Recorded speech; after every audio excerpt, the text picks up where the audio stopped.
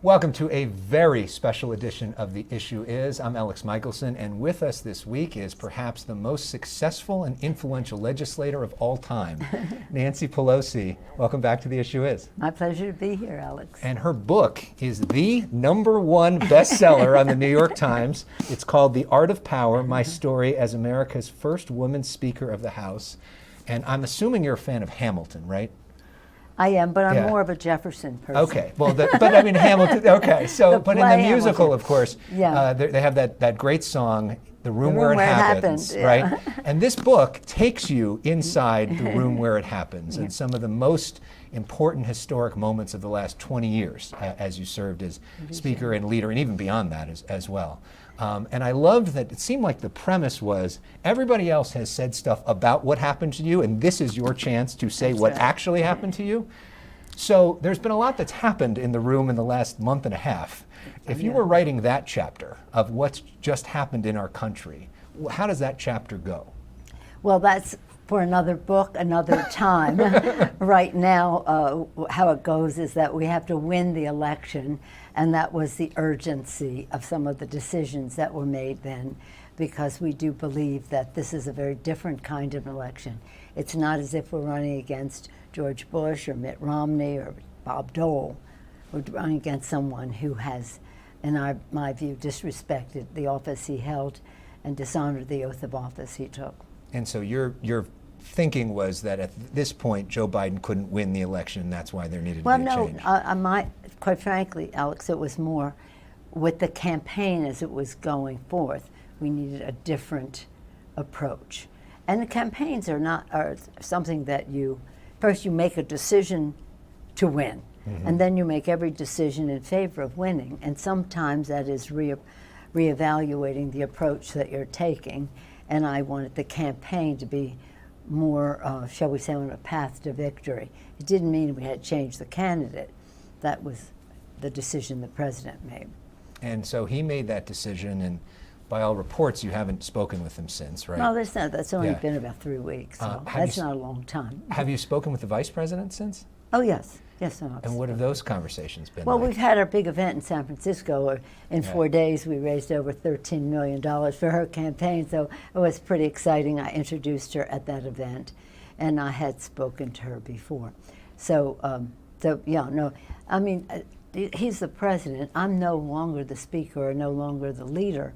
So what would be our normal course of conversation about legislation and the rest, we would not be having that conversation anymore. In addition to which, in this Congress of the United States, we were dismissed early by the Republican leadership because they couldn't pass a rule on their side to bring up legislation. So there's really nothing on the legislative agenda for us to talk about. You know, there are some critics who say that this was a coup. They say that Kamala Harris didn't get any votes in the primary, even though she was on the ticket. She wasn't the head of the ticket, and that it's anti-democratic for this to happen. What do you say to those critics? Well, I think that that's stupid. I think it's really stupid. Why is that? Yeah, it's really stupid. He decides not to run. She puts her name out there. Anybody else could have put their name out there too. They didn't. The president endorsed her. That was a big boost, of course. But the word coup, unless they don't know what that word means, it's really a dumb statement for them to make. In terms of, but just to be blunt, and save time here. Yeah, she's a daughter of San Francisco. Well, of the Bay Area. She grew up in Oakland. Yeah. She succeeded in San Francisco. And you know, when you started in Congress, there were 12 Democratic women. That's all. Now there are 94 Democratic women. The concept that there could be a female president from the Bay Area. What does that mean to you? It's exciting. Let me just say, it's important to note that when you say there were 23 altogether, 11 Republicans, 12 Democrats, out of 435 members. 23 out of 435. So it was, when I got there, it was like, this has to change. We have to make it, because I came from being a state party chair. I knew how to win elections, and here we go. I always thought that we would have a woman president long before we would have a woman Speaker of the House, because in the Capitol, it's like breaking the marble ceiling. The dominance of the men historically was just such that they couldn't even imagine that there would be a woman leader. But I thought the American people were ready. So I was very disappointed when Hillary Clinton did not win. I think the public is farther down the road even now, and it's pretty exciting. I know her for decades. Right. She's a person of great faith, which is reflected in her community service and the rest. She's a person of great, that's personally. Officially, she's strong. She knows her issues, she knows her strategy, she knows how to communicate it, as we see most recently with the woman's right to choose, but other issues, of course, globally and domestically.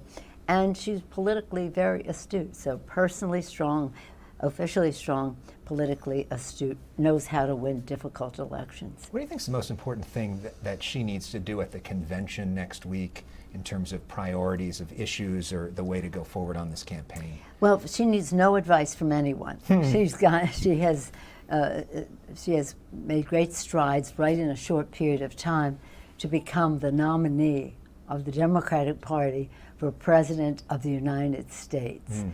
She comes on the shoulders of Joe Biden, an agenda that is so consequential for our country.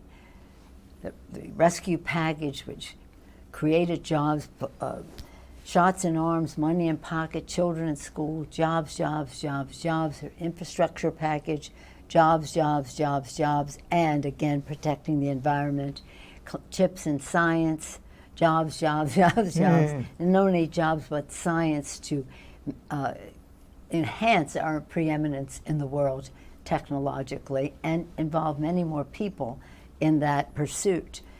More diversity, more women, STEM, and all research.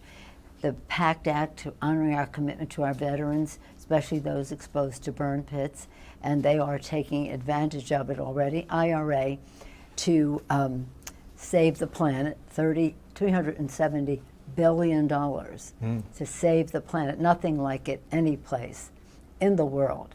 But in that bill, and today is a very special, triumphant day for us, because in that bill, we achieved something we've been trying to do for a while, and that was to enable the Secretary of HHS to negotiate for lower drug prices. We finally won that. We had been passing it in the House for decades, but we couldn't get it passed in the Senate, but we did under Joe Biden. And today, the HHS Secretary announced the reduced prices. If you see them, it's remarkable how much, like 1/5 of what it would have cost, because Big Pharma was charging our consumers here so much more than overseas. So this was, and the president and the vice president announced this in Maryland. Sure. Some of us were invited to be there, but I'm here. So Thank you for choosing us over them, I guess. That makes me feel good. well, but it's such a triumphant day. We're so thrilled. One of the challenges next week for the convention, and we see this at speech after speech, is what's happening with the protesters of Gaza. How should that be handled by the Democratic Party? Well, I think the public should, and those who are protesting, should appreciate better what the Democratic Party has done. And some of them want to ignore that. We view Hamas as a terrorist organization. What they did on October 7th was a horrible thing. We feel very concerned about the collateral damage to civilians in Israel's response. But Joe Biden and the Democrats have been the ones who were calling for humanitarian assistance for the Palestinians. But the people out there, and we keep saying, say something about Hamas, say something about freeing the hostages. But all they want to do is say genocide, Joe, and all of that. So we really have to communicate in a stronger way. Kamala is meeting with I was in Michigan yesterday, as a matter of fact, and met with some of the people who are concerned about this issue are in Michigan. They came to our event, and some of them who have met with her have decided that they would support her.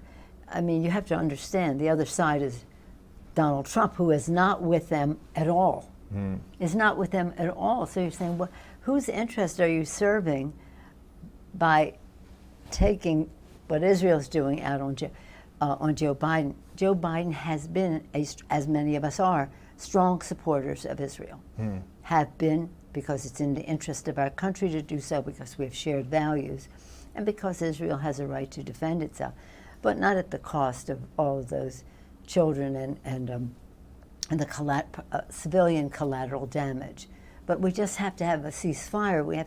We have to have war be eliminated as a civilized way to resolve conflict. It's becoming outside the circle of civilized human behavior because of the tragedy that it is for individuals, for people, for families, for communities, for the environment. Yeah, so the basic message to the protesters is the alternative is a whole lot worse. Well, no, but you have a legitimate, we all share the concern about the civilian, but let's share also concern. Who is holding up the ceasefire? Hamas. Yeah. They walked away from it the other day, and then Israel said, well, if they're walking away, then there's no thing. And so they should be, I think, recognizing Hamas's role in this, and now it could lead to even a further conflict. I myself have disagreed with Israel on settlements, really. For decades I've disagreed with them on settlements, and that is provocative of more another part of Israel in the West Bank and stuff, but this is a horrible thing that has happened, and there's a lot of responsibility for it. They're saying if we weren't supporting Israel, this would not be happening. No, if Hamas had not assaulted Israel the way they did, this would not have been happening. But there have been generations of injustice as far as the Palestinians are concerned, and that has to be addressed. We're talking with Nancy Pelosi, the author of The Art of Power, My Story as America's First Woman Speaker of the House, and you open this book with this just heart-wrenching story of the attack on your husband, Paul Pelosi. This crazy guy breaks into your house, hits your husband over the head with a hammer. 3 times. 3 times. His hand needs to be reconstructed as well. Screaming, "Where's Nancy?" The same thing that people were saying in the Capitol on January 6th. And we're glad to report your husband's doing a lot better, right? It's getting there, about 80%, but thank you. But just how, you also write about this moment with your daughter, Alexandra, and you said that when you first ran for Congress, she gave you her blessing when she was about 16, 17 years old. And then after this attack, she said, "I wish I could take my blessing back." How did you process that moment? Well, if I had known it was going to include a hammer on the head of my husband, I would not have even asked her for permission. You see, we have 5 children, 6 years and 7 days. 4 of them are off to college. She's going to senior year.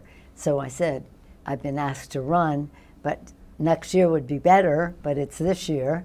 What do you think? And I won't run if you say that you want me to stay home. It's going to be about 3 nights a week. I'll be in D.C. 4 days, 3 nights, and any answer is fine. And she said, "Get a life, mother." I say mommy's been asked around for comment. She says, "Mother, get a life." And when she went to mother, I knew I was in a little trouble. I'd never heard the expression "get a life" before then. That was a long time ago. And then she said, what teenage girl wouldn't want her mother out of the house 3 nights a week? So it was funny then, but what she said was so.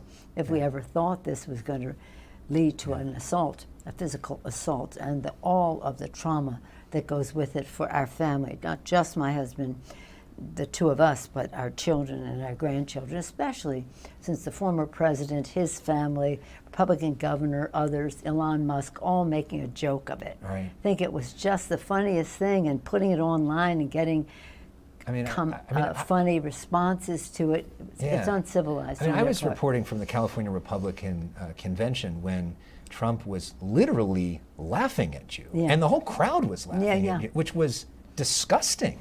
That a man was attacked, and to see that happening. And how do you process that? How do you process what your daughter said to you? And is all of this worth it? Well, we have to limit, we've suffered and continue to suffer our assault, but we have to make sure that this is not that violence, personally, personal attack, campaign attacks, violence in the Capitol has to be eliminated. Politics is supposed to be the nonviolent debate of ideas, not the physical battle of it.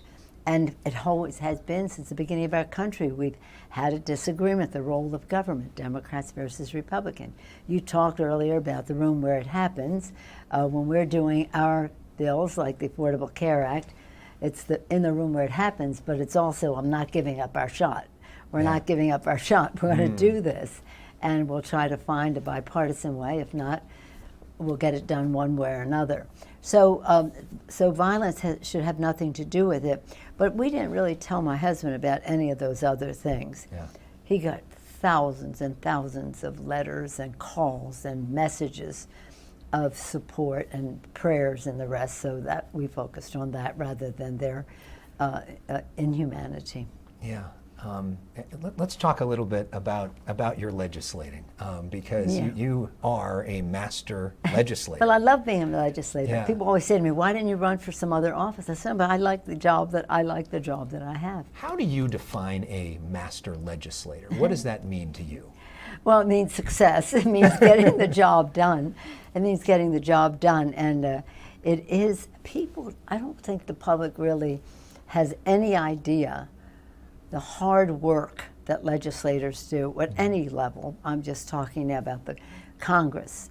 When we have a bill, for example, the Affordable Care Act, there's so much gathering the intellectual resources, listening to the public, the outside mobilization, the inside maneuvering, the actual weighing the efficacy of one thing versus another. What is really going to work?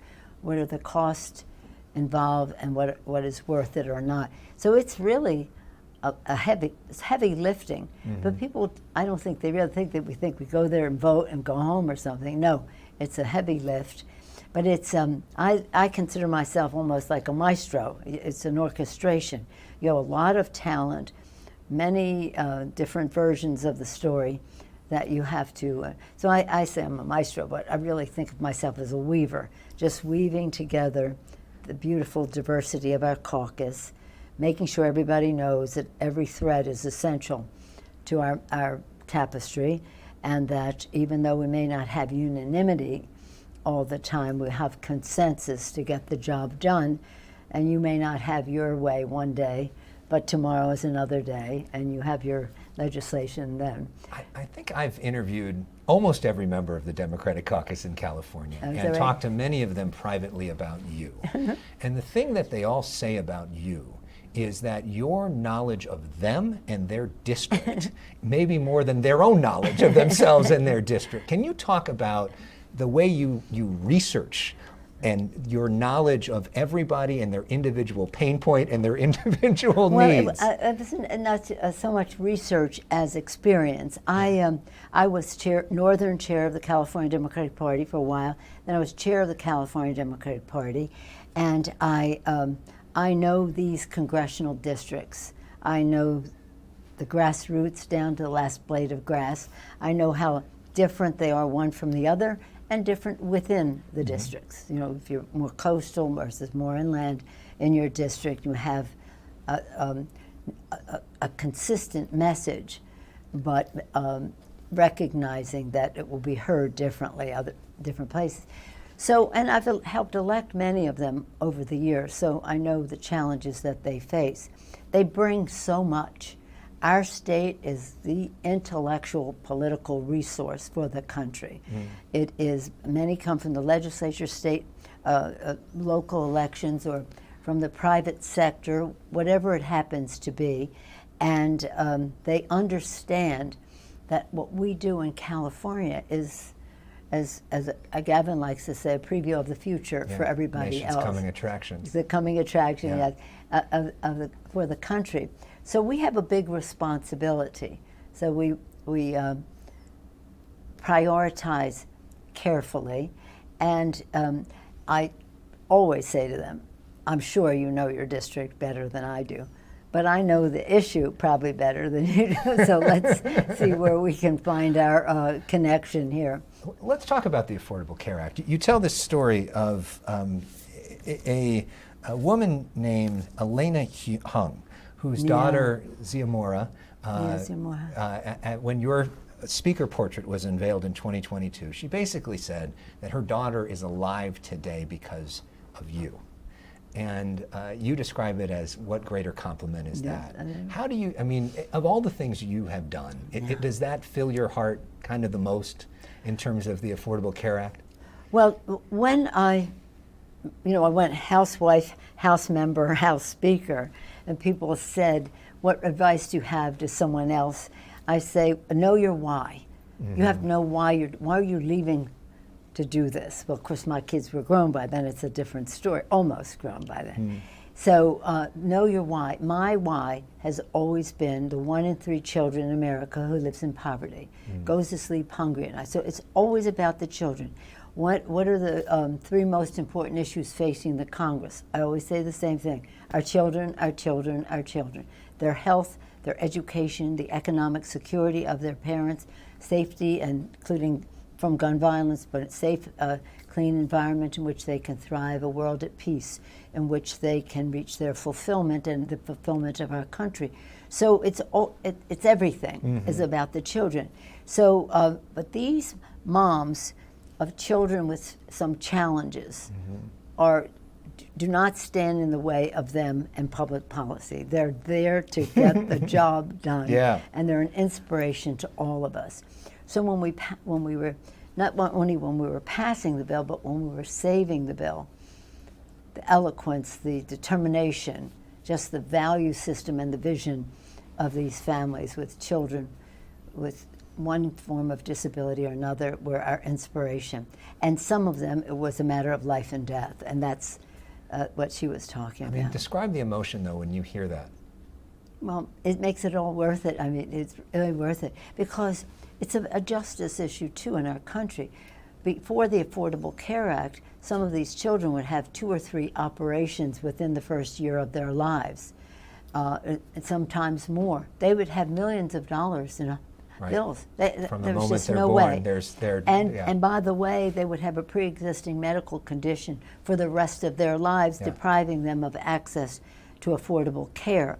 And they would have annual or lifetime limits on what would be covered by insurance, all gone. All gone, out the door. In fact, even being a woman was no longer a pre-existing condition. Women paid maybe 50% more than a man for the same care. Similar care. It won't be the same. That bill's pretty popular now. It was a challenge politically back then. And you write about the process of getting it done, including, which is interesting, your own Catholic faith. And one particular member who represents Notre Dame. And you called in a favor. What'd you do? Well, it wasn't a favor. It was one of our members, Val Catholic. See, just to make the distinction, there was nothing in the bill that would prevent anyone who was pro-life from voting for it. People who had written what was called the Hyde Amendment, it's called the Hyde Amendment, restricting access to terminating a pregnancy unless life, liberty, incest, rape, those 3 exceptions. And so that was honored in the bill. And so some of the people who wrote that, who are the pro-life people, said, this is not in the bill, we're voting for the bill. But some of the Catholic bishops want to use this as an opportunity to take down Roe v. Wade, and they would even sacrifice health care access to all Americans in order to accomplish their goal of taking down Roe v. Wade, which they eventually did with Donald Trump and his justices in the Roe court. But so I called Father Hesburgh, who was just the hero of heroes. He marched with Martin Luther King. He's been just a champion of values in our country for a long time. He had been the president of Notre Dame. He still lived there. I visited him there, smoked his cigars, told his stories and all that. So I called him and said, Mr. President, I called him Father, I'm having some trouble with the bishops, but I want you to know that there's nothing in the bill. And I told him the people who were pro-life, who were supporting the bill because of the integrity of the bill. And I said, but I need to, what can I do to help? I said, well, Joe Donnelly, we need your support there. So he said, give me his number. So he calls me, he says, Congressman Donnelly, the Speaker and I need your vote on the Affordable Care Act. So I didn't tell anybody because I had several tactics that, I kept close. And then I was going into the cloakroom from the floor. Cloakroom is where members gather off the floor. And I could hear them saying, you should see what she did to me. You should see what she did to me. Some of them in humor, some of them borderline. And then he said, you should see what she did. It was like the Pope calling me Father Hesburgh. So as long as he said it, then I thought I can put it in the book. Yeah. Now he's the ambassador to the Holy See. Under the Vatican. He went to the Senate after the House, and now the ambassador to the Holy See. He and his wife, they're so lovely. And so so the bill eventually passes, but then later there's this fight to keep it, and John McCain ends up being a saving grace, and we will always remember that image of him voting with the thumbs down. But thumb down heard round the world. You had a heads up to that. Yeah. What did he say to you? He said he would, as it was, this was early in the evening, as it was, he intended to vote against it. And what he did also say is, he had said, I wouldn't be able to support a bill unless we had the proper process. So the Republicans in the House said, oh, we're going to do that, we're going to do this, we're going to do that. So when we chatted on the phone, I said, Senator, they're not doing any of that. They just went into the Rules Committee and said, forget all that, we're just proceeding. He said, you don't have to tell me what's going on. I know what's going on. And as it is now, I will be voting against him. And you think about without him. But I didn't tell anybody. Yeah. Anybody, not one soul. I don't know who else he may have told, but I didn't tell one soul. It probably didn't tell Mitch McConnell because he seemed surprised. He did. You know how to count the votes, but he had counted that vote for John McCain as an aye, and it was a no. But let me just say this, because there's a really important thing here. When they made the assault 60, 70 times to weaken or overturn the Affordable Care Act, to get rid of it, we had an outside mobilization. In order to pass it, we had inside maneuvering and outside mobilization. All these patient groups, so many, the nuns, forget the bishops, the nuns, all there. And to pass it. Then when this assault happened, we had 10,000 events around the country where people came and told their story. They didn't talk about provisions in the bill, they talked about their story. My child was born this way, my sister had this, whatever their story was, 10,000 of them. And that generated hundreds of thousands of calls to the Capitol. It didn't persuade many on the Republican side, but it did change the tide of acceptance of the legislation, which you opened this segment about. And there's no more personal issue than health care. It's the most personal. Yeah. So you write that in 2016, you thought that Hillary Clinton was going to win. Yeah. Most everybody thought Hillary Clinton was going to win. Yes. And then you thought if she was in there, the Affordable Care Act was safe. Yes, that's right. And you were considering you could go home. Yeah. Obviously, she didn't win. No. There was plenty of fighting back with Donald Trump. Affordable Care Act still in place, though. Yeah. If Kamala Harris, the daughter of the Bay Area, becomes the President of the United States and you feel comfortable, would you consider, is that a good time to go? Or have you thought about that? No, I haven't thought about it at all. Yeah. All I think about is winning this election because everything is at stake. Yeah. Women's right to choose, our democracy.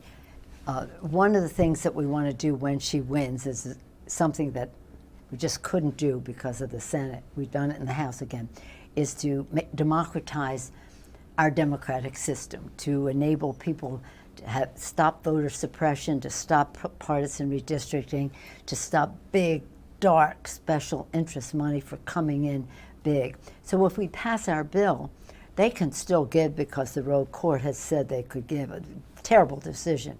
saying people could give any amount of money. Corporations are people. Mm-hmm. Well, people can only give a certain amount, but corporations can give endlessly. I haven't gotten the logic of that, except that it was a political thing the court did. But we're saying you can, if the court said you can, but it has to be disclosed. So if we can do that, we can get gun violence, protect, background checks, we get a woman's right to choose, we can raise the minimum wage, we can do issues that relate to the LGBTQ community, our Equality Act in that regard.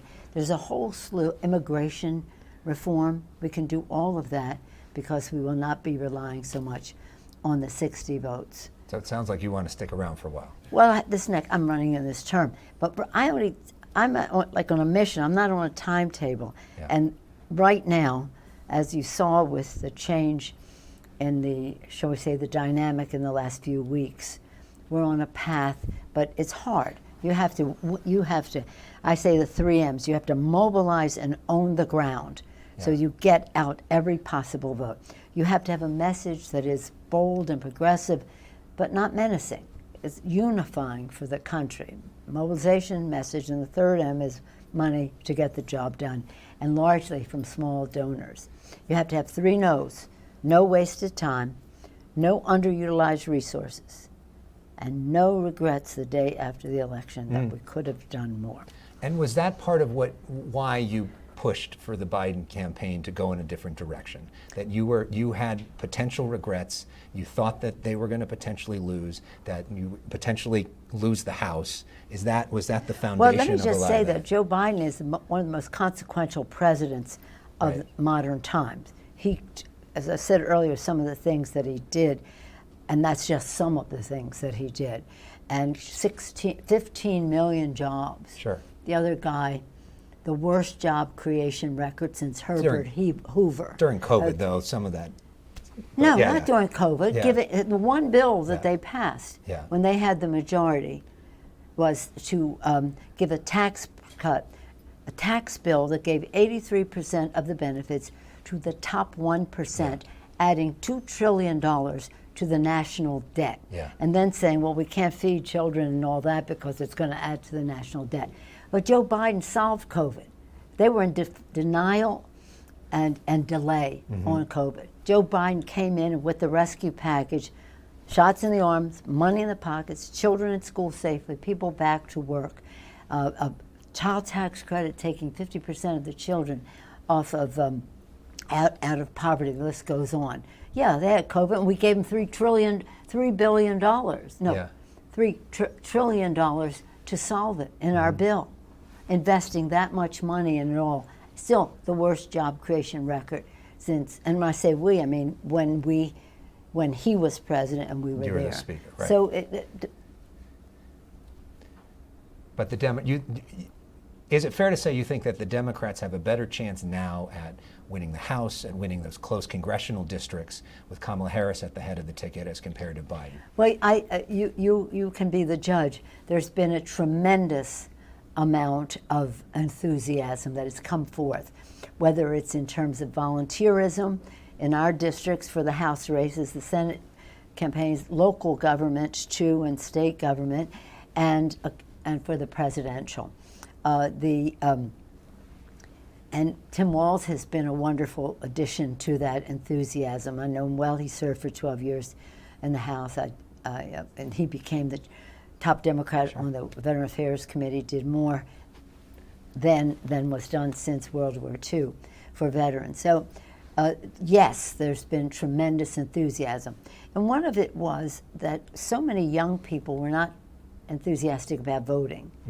They see 2, shall we say, older people, both younger than me, but I am, but nonetheless, 2 older people. They're like, what? And so, yes, there's much more enthusiasm among young people. And in California, as you've seen, the numbers are so different for young people, LGBTQ, Asian American, Hispanic, and Black voters who are more lethargic about these 2 guys, but now they're very excited about her. So once again, you were right. Well, I don't know. We'll see. We have to win. We have to win, and it's not easy. Yeah. And I keep saying to people, it is not easy. It's a campaign. That's a battle term. And it's close. It's close. It's battle, and that's what campaigns are about. They're close. And I know about elections. That's coming out of the Democratic Party, as I did. So we're talking to Nancy Pelosi, the author of The Art of Power, and one of the things you write about here, you take us inside the room on what happened on January 6th, which was just heart-wrenching to read. And to think of all these folks that are coming, screaming, "Where's Nancy? Where's Nancy?"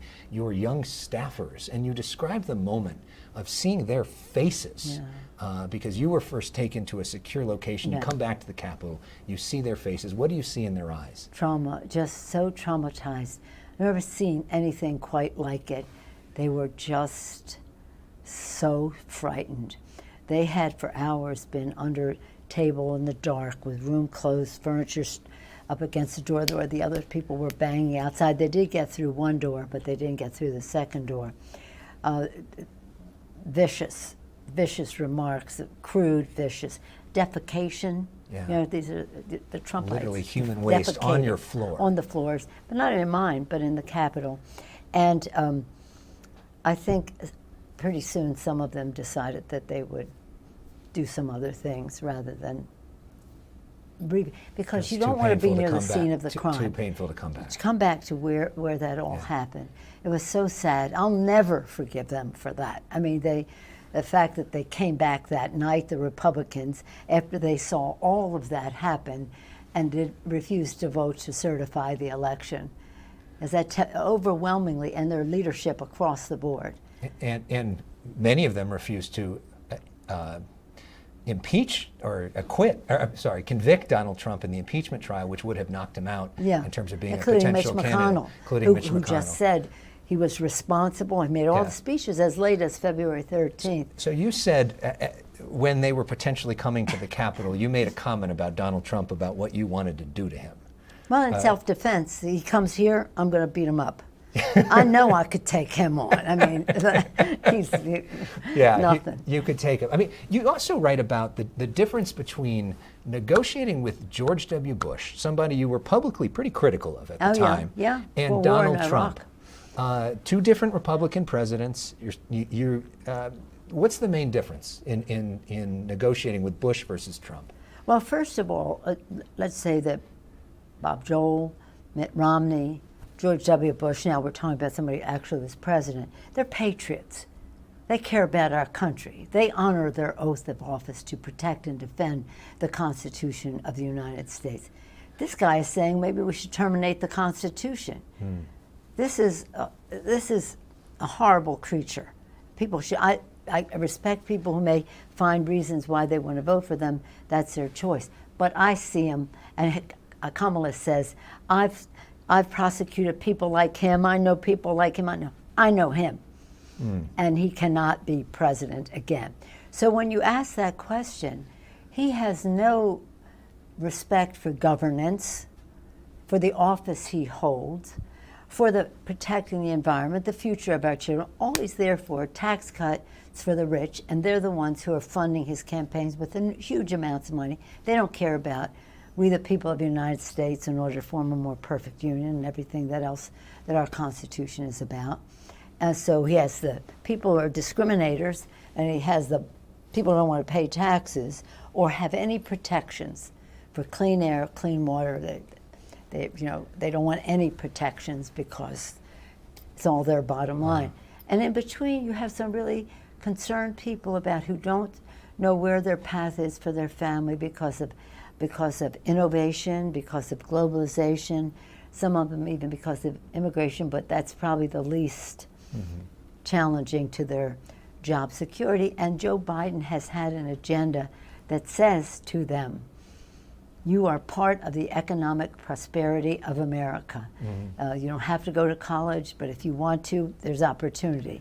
But you can make a good living in the trades and the rest of that because we have decent pay and respect for all of that, for the workers. So it behooves us to have more of that message out there, which is what I had hoped would happen too.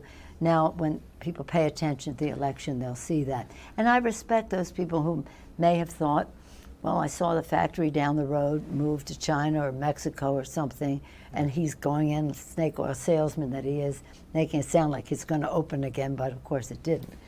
But you argue that with Bush, you could trust him. Oh, yes. You He was a could person of talk his to word. him, and that his staffers spoke for him. And Yeah, you felt with yeah. Trump, you couldn't trust him, and that his staffers didn't speak for him because he they was had really... they had to bring their phones in and have them open there so that he could hear everything that was going on until we threw that out. But no, but George Bush, I mean, the father and son. Yeah. Bob Dole, people like that, they're great Americans. That's why I say take back the party. You've produced great leaders in our country, the grand old party, the Republican Party. What are you allowing it to become a cult to a thug? Yeah. And that's what has happened. You know, I spoke to somebody who worked very closely for Donald Trump and knows his thinking. And he said that of all the Democrats, he respected you the most. He refers to you as a killer in a positive way because he thinks that you're the most ruthless in terms of operating in power. You understand the art of power. I don't like ruthless. Ruthless sounds... But he actually respects you more than any of the guys because he thinks you're the strongest of all of them.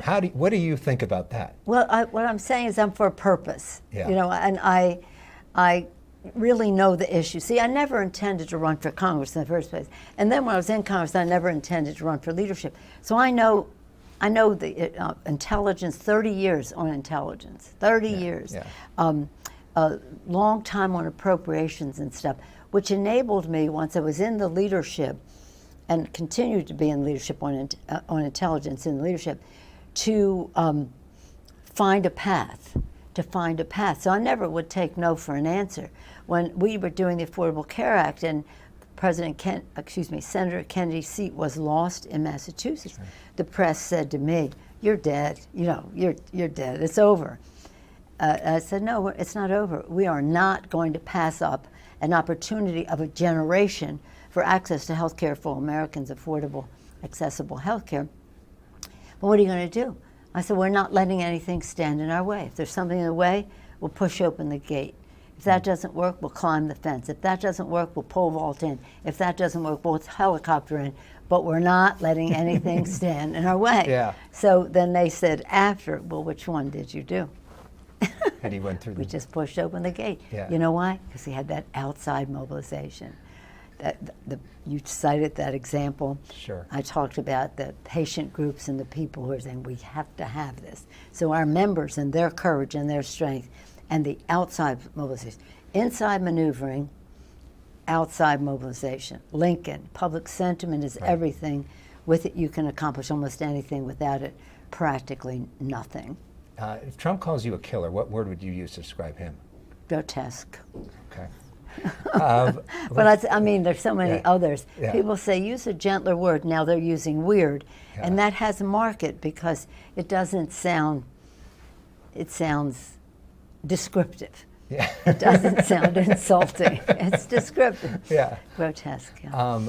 As we talk with Nancy Pelosi, two quick California questions. Then I want to go big picture. Adam Schiff, somebody that you have mentored very closely from the moment that he Well, he mentors came me too. We're all mentors to each other. Can you talk about him and his race and what he means to you? I mean, Well, because obviously you're close with a lot of members, but it seems like it's a special relationship. Well, with him. I have a special relationship with many of our California members. We all have a history together. Yeah. When and one of the, just to put it in perspective, go way back. We're in the 90s. We've lost 94, 96, 98, 3 elections. We lost 3 elections. We had a Democratic president. We lost 3. So in 2000, I said to the National Democrats, "We'll take care of California. We'll raise our money. We'll choose our candidates. We'll take care of California. We'll help you raise for the rest of the country." So this was really how I merged into leadership. Not that everybody thought we should have a woman, but because politics. So that I said to them, "You need 7 seats to win the House. I'll give you 4 in California. All you have to get is 3 in the rest of the country." That year, in the morning of 2000 election, we had 26 Democrats, 26 Republicans, of 52, half and half. At the end of the day, we had 31 Democrats and 31 Republicans.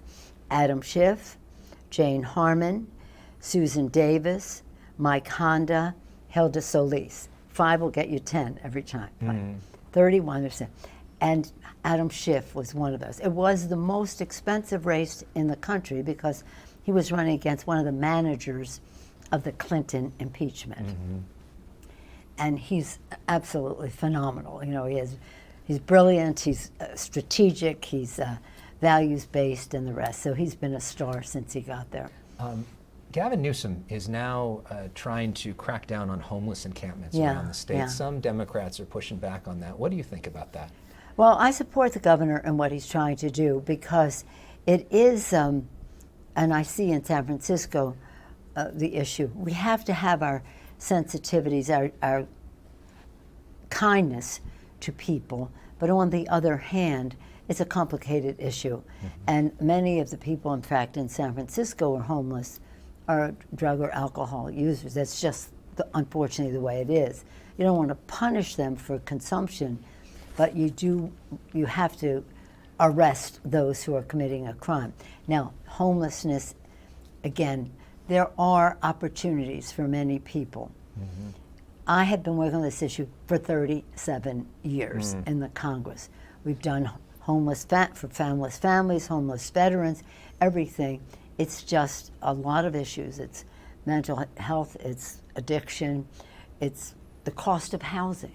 So what we want to do is have a gigantic, Maxine Waters is really very important in all this and very ambitious in all this, to how do we have more affordable housing, low income, affordable, market rate to cover some of that, but also the ability of people to purchase a home, that first down payment, whatever it is. And there has to be a change in policy and access to affordable housing so that people are not taken off the street and into a shelter, but to transition housing and then to permanent housing. But cost of housing is part of it, but addiction and mental illness are parts of it as well. As we wrap things up with Nancy Pelosi, the author of Art of Power, My Story as America's First Woman Speaker of the House, we do something on this show called the name game sometimes, where we say a name and then it's the first thing that comes to mind. But I wanted to do this with some of the people that I think you admire the most. And when I say the name, if you can think of maybe a sentence or two that they taught you in terms of the way you think about the art of power, okay? You ready for this? No, but anyway, go ahead. Yeah. Why would I be ready? Let's start with Congressman John Lewis. The most important lesson from him. Oh my gosh, John Lewis, the spark of divinity that exists in all of us, to be respected, and respected in ourselves, so that we treat people with respect. Lindy Boggs, who was there when you first started. Yeah, Lindy Boggs. She said, "Know your power, and use it." Which is one of your mottos, right? Yes, it is. She taught me that. Senator Barbara Boxer, who was Congresswoman Barbara Boxer when you first got there. Barbara, she was remarkable. I mean, I love her like, well, as a sister, and just love her very much. She was, she taught me a lot of things, but because I was going in out of the kitchen. I mean, I hadn't been an elected officer, and one important thing that I always remember is she said, "Never question people's motivation. Respect them." Senator Harry Reid, who you went through so many legislative battles with. I love Harry. You know, Harry, oh gosh, he was really saintly in his service in the Congress. So what I'd say with him is, it's just be a workhorse. We're not workhorses. We're not show horses. We're workhorses, and that meant a lot to me because then we could really work together without grandstanding or taking credit or anything like that. I know how important your Catholic faith is. Pope Francis. Oh, Pope Francis, saintly, just beautiful. And when I've seen him on occasion, he'll say, "Pray for me." And I'm like, "No, you pray for me, okay?" The Dalai Lama. The Dalai Lama. Well, if this is the last one, the Dalai Lama I have just loved for a long time. I mean, I've loved him. I've loved the Patriarch of the Greek Church. I love Pope Francis. These people are so values-based and so inspiring. But the Dalai Lama had me there. I was at his, and he's in India, in exile, but he had like a couple of hundred people at lamas for lunch, and I talked to them about how we were going to take care of the Tibetans outside of Tibet, worry about those inside, do this or that, and we were going to, and I would say to the world that if we do not speak out for human rights in China, we lose all moral authority to speak about human rights any place in the world. The Dalai Lama gets up after I speak and said, now let us pray for Nancy, that we rid her of her negative attitude. And wrapping up with three that I think you'll really like, Paul Pelosi. No, just such a beautiful gentleman, really, so lovely, so lovely. I'm what so has he lucky. taught you?